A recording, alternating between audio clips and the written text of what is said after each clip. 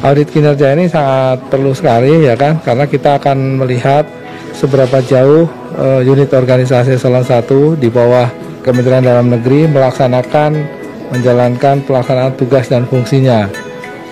Audit kinerja ini untuk melihat seberapa jauh juga tingkat kepatuhan atau bagaimana cara memenuhi, bisa memperkuat indikator kinerja utama atau yang lebih dikenal dengan KPI Menteri Dalam Negeri, sehingga kita akan melihat sejauh mana efisiennya jalannya organisasi ini dalam melaksanakan program dan kegiatannya gitu. Melakukan penilaian kinerja pada sebuah perusahaan atau lembaga membuat semua pihak yang terlibat pada penilaian tersebut akan merasakan manfaatnya. Tentu hal ini sangat penting.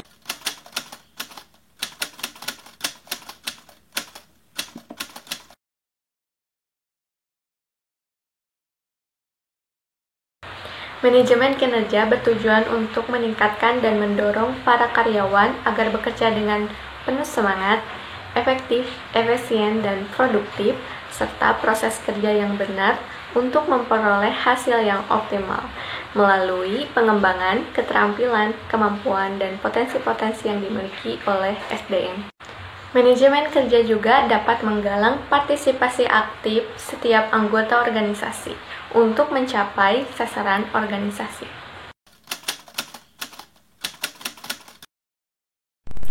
Ada 3 tujuan lain dari manajemen kinerja.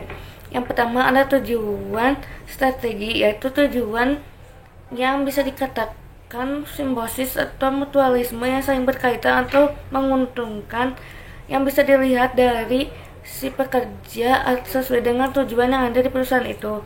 Yang kedua ada ada tujuan administratif informasi yang di dalamnya mengenai pemberhentian karyawan, lalu ada penentuan gaji dan promosi dan lain sebagainya. Itu bisa didapatkan oleh karyawan yang ada di perusahaan tersebut. Yang ketiga ada tujuan pengembangan, yaitu di suatu perusahaan memiliki SDM atau sumber daya manusia yang bagus, baik, dan berprestasi, sehingga bisa dijadikan motivasi untuk karyawan yang ada di perusahaan tersebut agar menjadi terampil. Tantangan dalam sebuah organisasi atau perusahaan menjadi semakin berat. Hal ini dikarenakan semakin cepatnya perubahan yang terjadi, terutama dalam sektor teknologi, ekonomi, politik, persaingan sosial, dan budaya. Sehingga dengan melalui proses manajemen kinerja harus mampu beradaptasi dengan segala bentuk perubahan yang terjadi.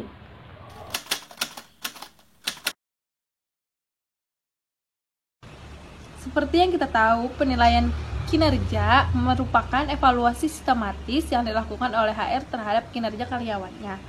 Menurut kamu, tujuan penilaian kinerja itu seperti apa?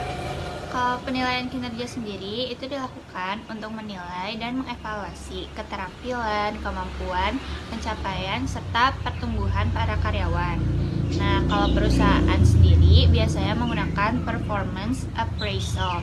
Nah, itu tuh sebagai dasar dari kenaikan gaji, promosi, bonus, atau bisa juga sebagai dasar untuk melakukan penurunan jabatan dan pemutusan hubungan kerja. Melakukan penilaian kinerja hanya akan efektif jika dilakukan secara adil dan objektif. Bagaimana sih agar penilaian kinerja itu berjalan dengan adil? Nah, agar penilaian itu berjalan dengan adil, ada 5 elemen nih yang harus diperhatikan, yaitu 1. Sasaran kinerja yang jelas. Yang kedua, sasaran disepakati bersama. Yang ketiga, sasaran berkaitan dengan urusan jabatan. Yang keempat, ada pertemuan tatap muka. Dan yang kelima, diskusi. Kalau yang objektif tuh kayak gimana sih? Untuk yang objektif, ada elemen penting yang harus dipertimbangkan, yaitu data aktual, perilaku karyawan negatif dan positif, keberanian atau ketegasan, sistem penilaian yang terstruktur, formulir yang tidak rumit, dan kemampuan menilai. Penilaian kinerja yang pertama, perbaikan kinerja. Yang kedua, penyesuaian kompensasi. Yang ketiga, penempatan karyawan. Yang keempat, kebutuhan pelatihan dan pengembangan. Yang kelima, perencanaan dan pengembangan karir. Yang keenam, mendeteksi kelemahan proses staffing. Yang ketujuh, mendeteksi ketidaktepatan informasi. 8. Mendeteksi kesalahan desain jabatan. 9. Menjamin kesempatan kerja yang setara. 10. Mendeteksi faktor eksternal yang mempengaruhi kinerja. 11. Memberikan umpan balik bagi Departemen SDM.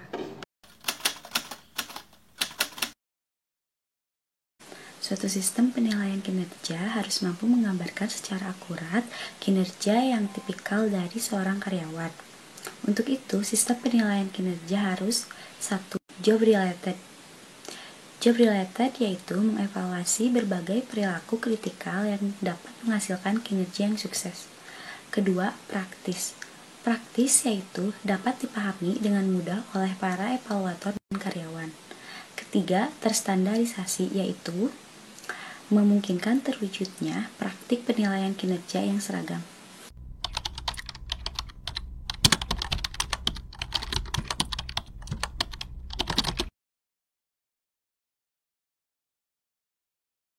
Evaluasi kinerja terhadap pelaksanaan diklat kita. Apakah seorang PNS yang sudah ikut diklat itu punya kinerja bagus atau enggak? Nah, ini perlu kita lakukan nanti supaya nanti kita bisa dapat gambaran utuh bahwa diklat kita memang bisa memberikan peningkatan kinerja bagi PNS. Setelah melihat penjelasan sebelumnya, selanjutnya kita akan menjelaskan submateri yaitu tentang elemen kunci penilaian kinerja, standar kinerja, prinsip dalam menetapkan standar kinerja, ukuran kinerja, dan proses penyusunan kinerja. Sebelum masuk ke penjelasan materi-materi tersebut, kita akan tanya-tanya terlebih dahulu kepada beberapa masyarakat mengenai materi yang akan kita jelaskan nanti. Kali ini saya akan mengajukan beberapa pertanyaan kepada masyarakat sekitar.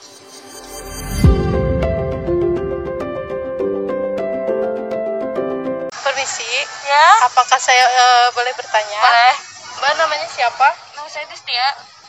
Sebagai mahasiswa kita harus mengetahui tentang penilaian kinerja yang baik dalam menciptakan gambaran yang tepat mengenai kinerja pegawai.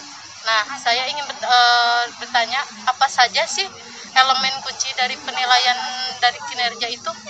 Nah, yang saya tahu mengenai kunci penilaian itu ada 1, ukuran penilaian, lalu ada penilaian kinerja, ada standar kinerja. Yang saya tahu itu saja. Oh ya, terima kasih. Sama-sama.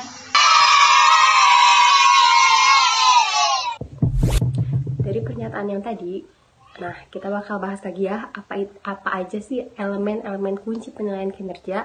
Ada 7. Yang pertama ada kinerja karyawan. Nah, kinerja karyawan ini yang bisa dicapai suatu kelompok ataupun individu dalam sebuah perusahaan secara kualitatif maupun kuantitatif. Hal tersebut disesuaikan dengan tanggung jawab, kewenangan, dan tugasnya.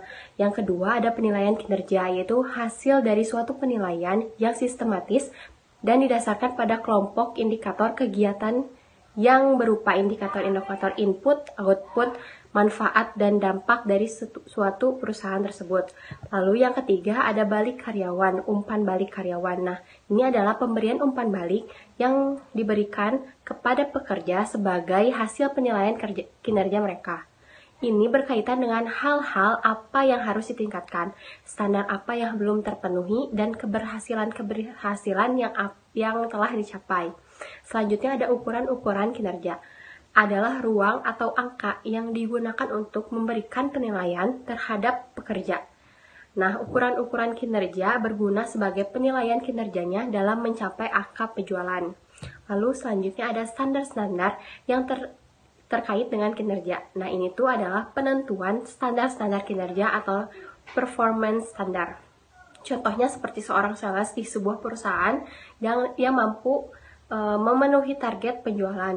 Lalu selanjutnya ada keputusan-keputusan sumber daya manusia. Nah, ini tuh adalah sebuah keputusan tentang masa depan sebuah perusahaan yang berisi prediksi jumlah dan kualitas sumber daya manusianya yang dibutuhkan dalam mengoperasionalkan perencanaan bisnisnya. Pengambilan keputusan ini tuh dilakukan dalam bentuk pembuatan perencanaan, harus sesuai dengan tugas dan pokoknya. Lalu selanjutnya nih yang terakhir ada arsip karyawan. Ini tuh adalah penyimpanan warkat-warkat keputusan yang telah diambil. Bisa berupa bantuan yang berguna bagi pejabat dalam menentukan kebijaksanaan. di perusahaan tersebut. Kearsipan berarti menyimpan secara teratur.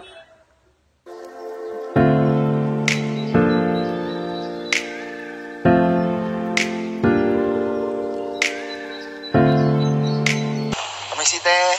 Iya. Lagi sendiri aja teh? Iya. Nggak lagi ngapa-ngapain teh? Enggak. Maaf nih ngeganggu waktunya sebentar. Ya. Kan teteh mahasiswa ya?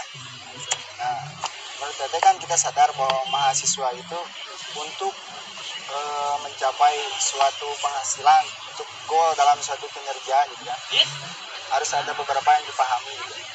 Nah, saya mau tanya, menurut teteh standar kinerja itu apa? Yang saya tahu, standar kinerja itu merupakan tolak ukur yang digunakan untuk mengukur kinerja para karyawan, baik di lembaga ataupun perusahaan.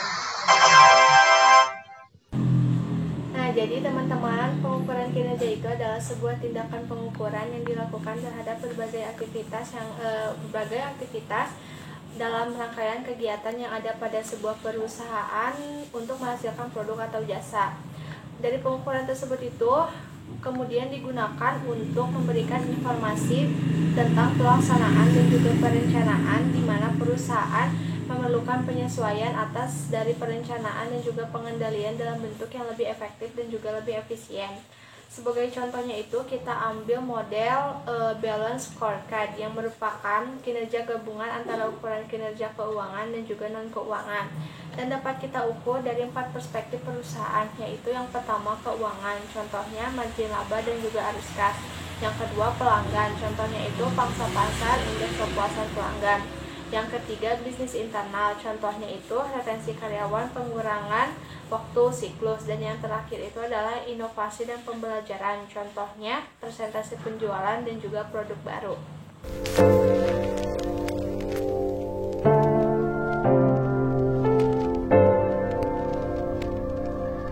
Aku mau bertanya dong. Penetapan standar kinerja tersebut, prinsip apa yang diperlukan standar kinerja tersebut? Abang tahu nggak? Pernah dapat sih, cuman apa gitu. Oh no. Tadi kita sudah mendengar jawaban dari narasumber kita. Prinsip SMART, penetapan standar kinerja itu ada 5 yang ditentukan dari dalam kata SMART. Nah, di sini saya akan menjelaskan secara rincinya. Seperti yang kita ketahui bahwa SMART itu artinya pintar atau cerdas. Namun SMART di sini adalah panjangan dari 5 langkah untuk penetapan tujuan atau SMART goals untuk menetapkan target yang benar. Nah, 5 pandangan ini pertama dipakai oleh ilmuwan George Tidoran sebagai manajemen review. Nah, di sini saya akan menjelaskan yang pertama. Yang pertama adalah spesifik. Poin pertama ini menekankan bahwa kita harus menetapkan tujuan yang bersifat spesifik, tidak boleh yang masih ambigu atau tidak jelas, karena dengan kita menetapkan tujuan yang spesifik akan memberikan manfaat yang baik dibanding dengan yang masih bersifat umum. Yang kedua yaitu measurable adalah dapat diukur, dan kita setelah menentukan tujuan yang spesifik, kita harus mengetahui progres apa yang telah kita lakukan, tindakan apa yang telah kita lakukan. Dengan begitu akan memberikan dan akan membantu tim dalam jalur yang benar. Yang ketiga adalah achievable, bahwa target yang telah kita capai harus realistis dan dapat dicapai, tidak boleh dibuat terlalu mudah atau dibuat terlalu sulit juga. Nah, yang ketiga adalah result oriented, berorientasi pada hasil target yang relevan atau selaras. Itu adalah yang akan memberikan organisasi ke arah yang lebih maju.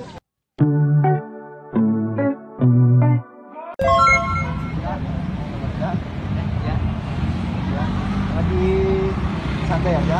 Ya, lagi teman. Bisa ganggu?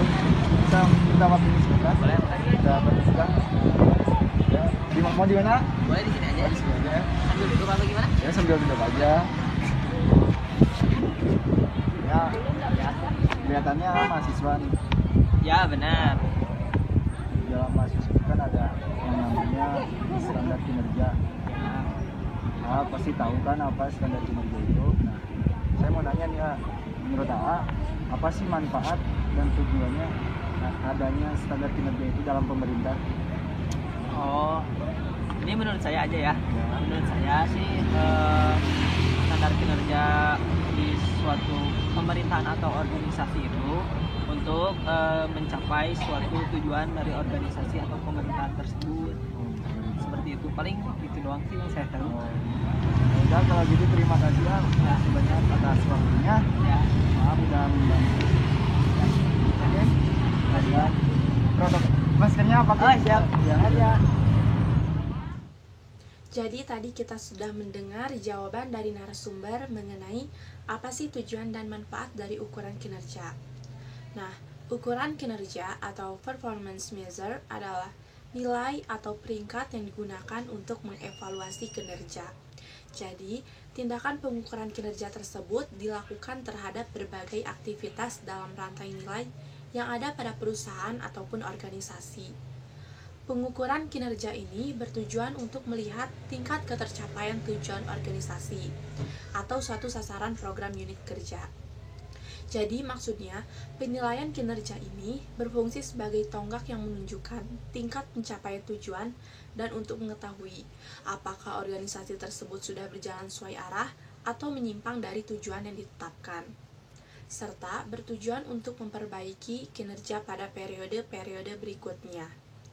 Selanjutnya, manfaat pengukuran kinerja, yaitu untuk meminimalisir tindakan yang tak semestinya dikehendaki lewat feedback hasil kerja, serta sebagai dasar pemberian penghargaan pada individu yang sudah memenuhi atau melebihi tujuan yang sudah disetujui. Emang tahu nggak sih proses pelaksanaan penilaian kinerja itu seperti apa sih?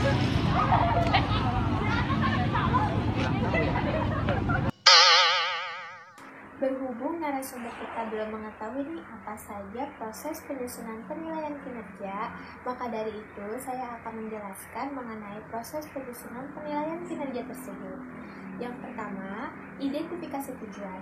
Langkah pertama yang harus dilakukan dalam menyusun sistem penilaian kinerja yaitu menggali terlebih dahulu apa sih tujuan yang ingin dicapai oleh suatu organisasi tersebut. Hal ini menjadi penting karena dengan mengetahui tujuan yang ingin dicapai akan lebih memudahkan suatu organisasi itu dalam menentukan desain penilaian kinerja seperti apa sih yang akan ditetapkan. Lalu yang kedua, menetapkan standar terhadap suatu jabatan. Langkah kedua yaitu menetapkan standar yang diharapkan dari suatu jabatan agar nantinya bisa diketahui nih dimensi-dimensi apa saja yang akan diukur dalam penilaian kinerja. Dimensi-dimensi tersebut tentunya harus sangat terkait dengan pelaksanaan tugas dari jabatan itu sendiri. Lalu yang ketiga, menyusun sistem penilaian kinerja. Setelah tujuan dan dimensi yang akan diukur dalam penilaian kinerja sudah diketahui, maka langkah selanjutnya yaitu menyusun semua itu sesuai dengan tujuan yang diharapkan. Yang keempat, menilai kinerja pegawai. Langkah berikutnya melakukan penilaian kinerja terhadap pegawai. Pada setiap jabatan penilaian kinerja ini dapat dilakukan oleh atasan saja atau bisa juga penilaian satu pegawai tersebut dilakukan oleh rekan kerjanya, di mana rekan kerjanya ini sudah diberikan wewenang oleh atasan. Lalu yang kelima, mendiskusikan hasil penilaian dengan pegawai. Langkah terakhir ini hasil dari penilaian kerja tersebut selanjutnya dianalisa dan dikomunikasikan kembali kepada pegawai yang telah dinilai agar mereka mengetahui kinerja mereka selama ini serta mengetahui juga kinerja yang diharapkan oleh organisasi seperti apa.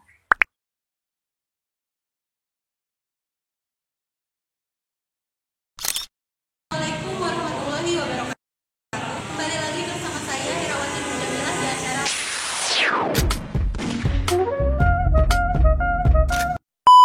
pada acara ini kita akan membahas lebih detail mengenai apa sih itu manajemen sumber daya manusia, gimana keadaannya di Indonesia, selanjutnya masalah-masalahnya, tantangan, serta metode apa saja yang dapat kita lakukan untuk memajukan manajemen sumber daya manusia di Indonesia. Untuk itu, simak dan saksikan yang berikut.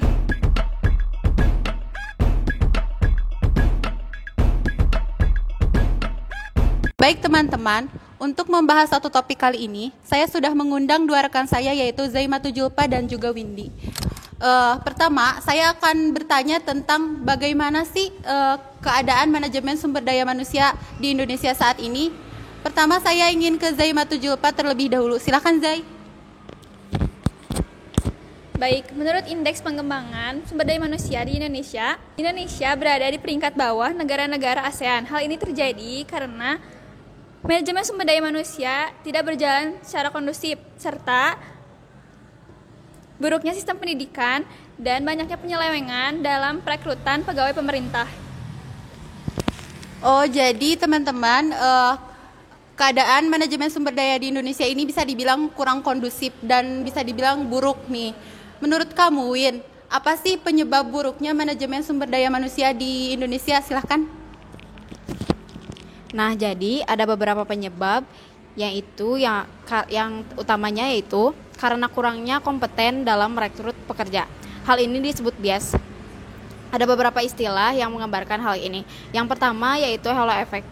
Nah, halo effect ini kejadian di mana penilaian calon pekerja dilihat dari satu aspek yang dijadikan dasar untuk dinilai secara keseluruhan.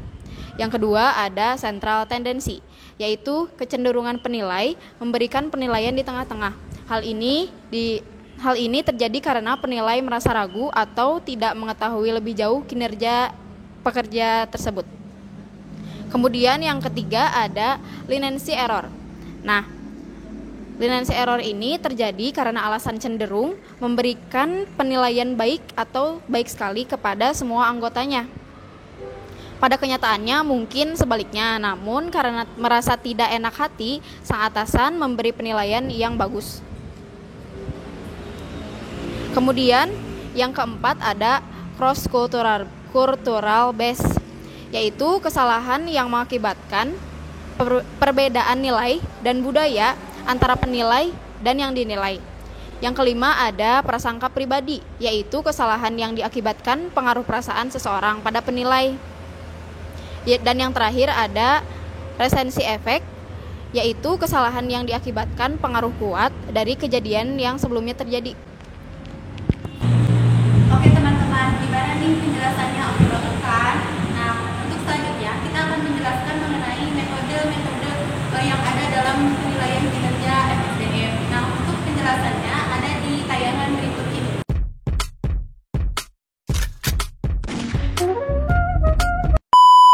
Saya akan menjelaskan mengenai metode-metode penilaian kinerja. Ada metode penilaian umpan balik 360 derajat. Ada metode penilaian skala atau rating scales method. Ada metode insiden krisis atau critical incident method. Lalu ada metode SI atau SI method. Lalu ada metode standar kerja atau work standard method. Ada metode peringkat atau ranking method. Lalu ada metode distribusi dipaksakan atau forced distribution method. Lalu ada metode skala penilaian berjangkar berperilakuan atau behaviorally accurate rating scale atau BARS. Lalu yang terakhir ada sistem berhasil-hasil atau result based system. Ya, saya akan menjelaskan mengenai metode penilaian umpan balik 360 derajat. Meliputi masukan evaluasi dari banyak level dalam perusahaan sebagaimana dari sumber-sumber eksternal. Dalam metode ini, orang-orang yang di sekitar karyawan yang dinilai bisa memberikan nilai, termasuk manajer senior, karyawan itu sendiri, bawahan, anggota tim, dan pelanggan internal atau eksternal. Terima kasih.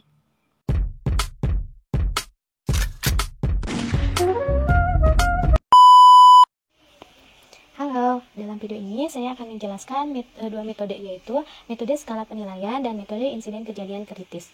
krisis. Yang pertama, menjelaskan tentang metode skala penilaian. Metode skala penilaian membandingkan kinerja individu karyawan dengan suatu standar absolut. Metode ini banyak dipakai secara luas karena mudah dipahami oleh orang yang dinilai dan mudah digunakan oleh penilai, serta dapat dilakukan penilaian banyak individu dalam waktu singkat. Selain itu juga mudah dibuat dan dimodifikasi jika dibutuhkan. Penilai mengevaluasi kinerja dari berbagai dimensi seperti kualitas kerja, penerimaan kritis, kemampuan memikul tanggung jawab, dan lain-lain yang serupa. Skala rentang dimulai dari nilai terendah hingga tertinggi, dari terburuk hingga terbaik, dan tidak memuaskan hingga sangat memuaskan. Skala itu disusun berdasarkan cakupan karakter keahlian dan pengetahuan yang mereka rasa dapat membedakan antara pelaksana yang bagus dengan yang jelek dari setiap pekerjaan. Metode ini menggunakan analisis pekerjaan sebagai dasar untuk menghasilkan ukuran atau dimensi yang dinilai. Jadi, metode skala penilaian menilai para karyawan berdasarkan faktor-faktor yang telah ditetapkan.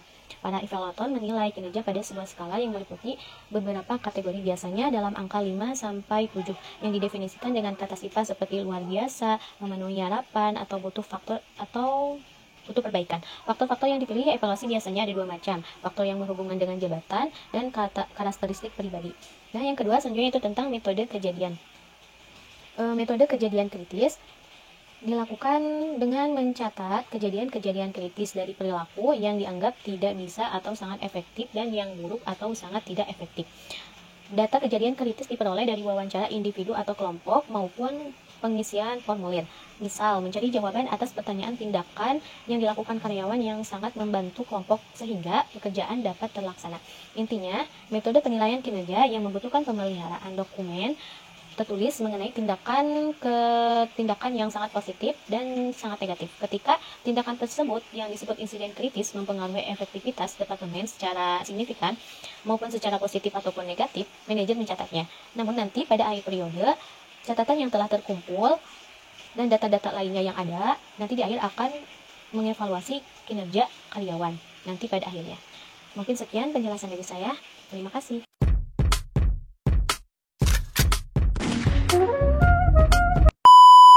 Assalamualaikum warahmatullahi wabarakatuh. Di sini saya akan menjelaskan tentang metode esai atau esai method. Yang pertama, penilai menulis narasi singkat yang menggambarkan kinerja karyawan.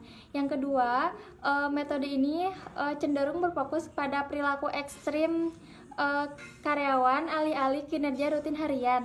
Yang ketiga, penilaian jenis ini sangat bergantung kepada si penilai dalam menulis. Lalu di sini saya akan menjelaskan tentang metode standar kerja atau work standard method. Yang pertama, membandingkan kinerja setiap karyawan dengan standar yang telah ditetapkan atau tingkat output yang diharapkan. Yang kedua, standar-standar mencerminkan output normal dari seorang karyawan rata-rata yang bekerja dengan kecepatan normal. Yang ketiga, metode untuk menentukan standar kerja. Yang keempat, studi waktu atau time study. Yang kelima, pengambilan sampel pekerjaan atau work sampling. Terima kasih.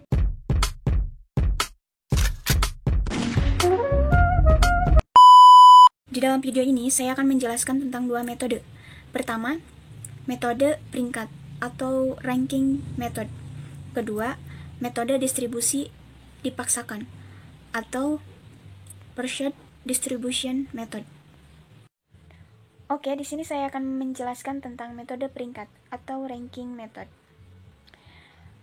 Pertama, penilaian menetapkan seluruh karyawan dari sebuah kelompok dalam urutan kinerja keseluruhan.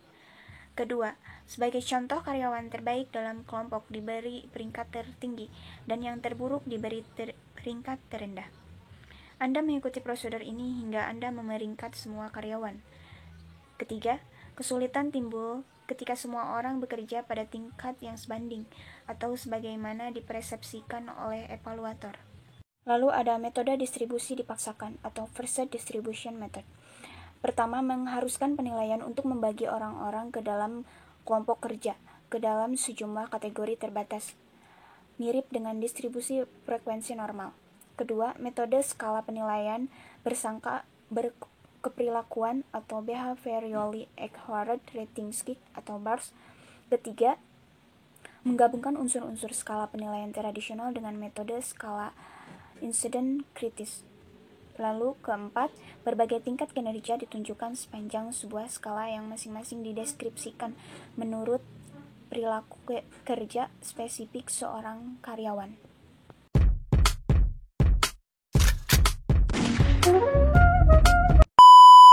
Saya Randy Ferdian Darmawan, sistem berbasis hasil, result based system. Ada 3 macam, yaitu yang pertama, di masa lalu merupakan suatu bentuk manajemen berdasarkan tujuan.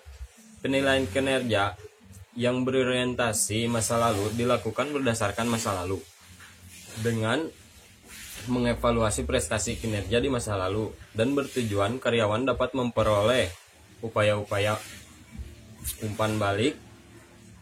Umpan balik ini selanjutnya bisa mengarah kepada perbaikan penilaian. Yang kedua, manajer dan bawahan secara bersama-sama menyepakati tujuan-tujuan untuk periode penilaian berikutnya. Jadi, atasan itu seperti membuat aturan-aturan yang harus disepakati oleh manajer dan karyawan tersebut agar bisa menjadi sebuah penilaian tambahan di akhir periode. Yang poin ketiga itu ada dalam sistem tersebut, salah satunya misalnya mengurangi limbah sebesar 10%. Pada akhir periode penilaian, sebuah evaluasi berfokus pada seberapa baiknya karyawan mencapai sebuah tujuan. Jadi, di salah satu aturan tersebut, apakah seorang karyawan dan manajer sudah melakukan aturan-aturan itu? Jika sudah dan jika belum, maka pengevaluasiannya akan ada untuk lebih memperbaikinya lagi dan untuk mencapai sebuah tujuan yang sudah ditentukan.